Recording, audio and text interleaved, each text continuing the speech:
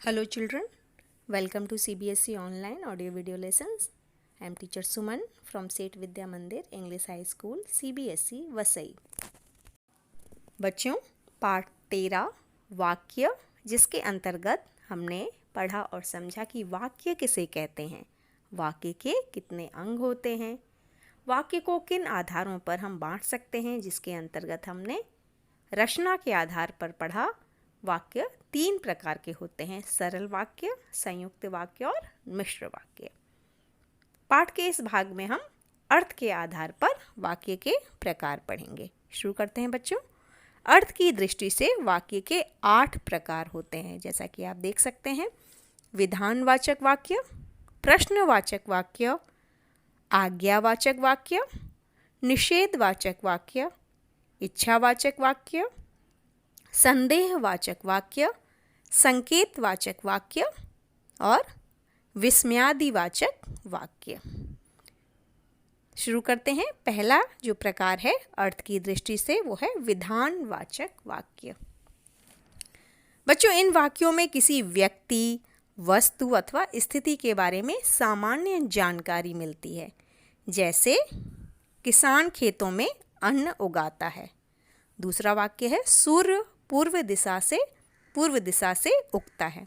तो हमको जानकारी मिल रही है किसान के बारे में कि किसान खेतों में अन्न उगाता है, और सूर्य के बारे में कि वो पूर्व दिशा से उगता है। इसी तरह से हम दूसरे वाक्य, जैसे आम फलों का राजा होता है, तो यहाँ आम के बारे में पता चल रहा है कि वो फलों का राजा होता है।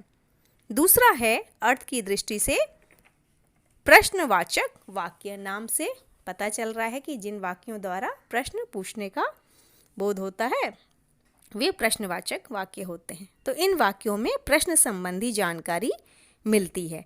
जैसे हिंदी की पुस्तक क्यों नहीं लाए, भारत का राष्ट्रीय फूल कौन सा है। तो क्वेश्चन मार्क देख रहे हैं बच्चों। तो ये प्रश्नवाचक वाक्य है, जिसमें प्रश्न पूछा जा रहा है कि क्यों नहीं हिंदी की पुस्तक लाए और भारत का राष्ट्रीय फूल कौन सा है। तीसरा है आज्ञावाचक वाक्य। इन वाक्यों में किसी को कोई काम करने का आदेश मतलब ऑर्डर या निर्देश दिया जाता है। जैसे रोहित बाहर जाकर खेलो, टीवी बंद करो और खाना खाओ। तो यहाँ देख रहे हैं निर्देश दिया जा रहा है। पहले वाक्य में रोहित बाहर जाकर खेलो, और दूसरे वाक्य में आदेश दिया जा रहा है टीवी बंद करो और खाना खाओ। अगला है निषेधवाचक वाक्य, नेगेटिव सेंटेंस। इन वाक्यों में किसी काम के ना होने या ना कर पाने का पता चलता है। जैसे कुएं में पानी नहीं है, यहाँ गाड़ी खड़ी करना मना है। तो इन वाक्यों में किसी कार्य के होने या करने का बोध नहीं होता है, तो वे निषेधवाचक वाक्य होते हैं। इस तरह से और वाक्य हो सकते हैं, जैसे हवा नहीं चल रही है, मैंने सफाई नहीं की, इत्यादि। बच्चों, अगला जो भेद है अर्थ के आधार पर वाक्य का, वो है इच्छावाचक वाक्य। इस प्रकार के वाक्यों में वक्ता की इच्छा, वक्ता यानी कि बोलने वाला, उसकी इच्छा, आशीर्वाद, शुभकामना आदि का पता चलता है। जैसे आपकी यात्रा मंगलमय हो, ईश्वर तुम्हें हर कदम पर सफलता दे। तो यहाँ पर आशीर्वाद और शुभकामना का पता चल रहा है। अगला है संदेहवाचक वाक्य।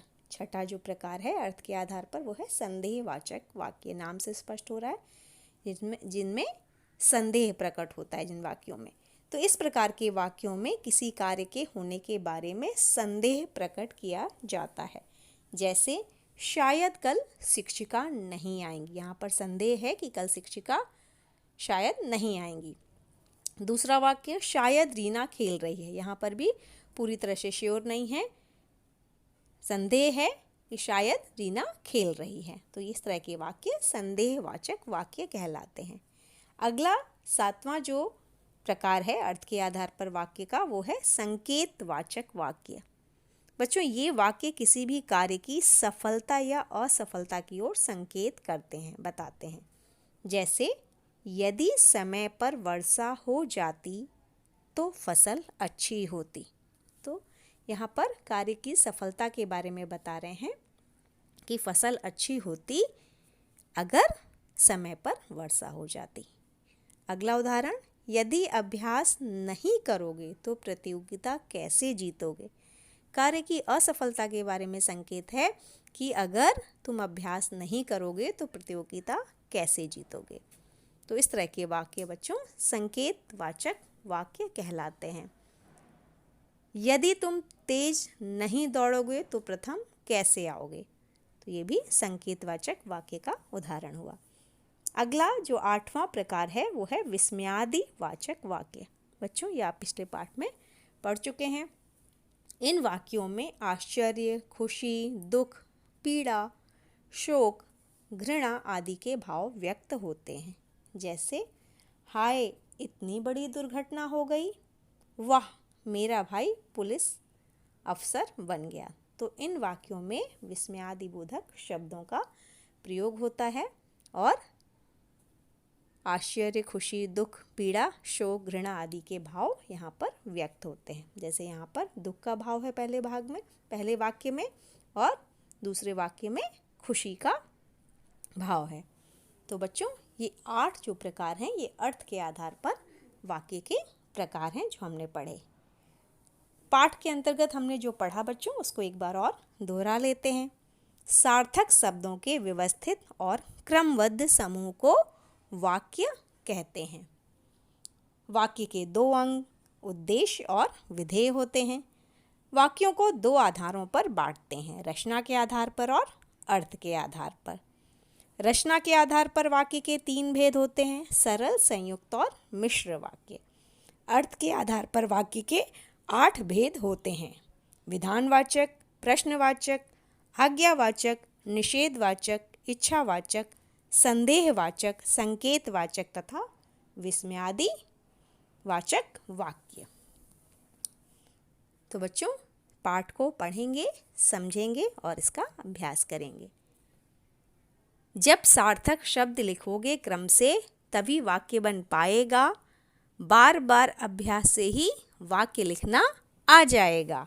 इन्हीं शब्दों के साथ बच्चों पाठ को समाप्त करते हैं। धन्यवाद।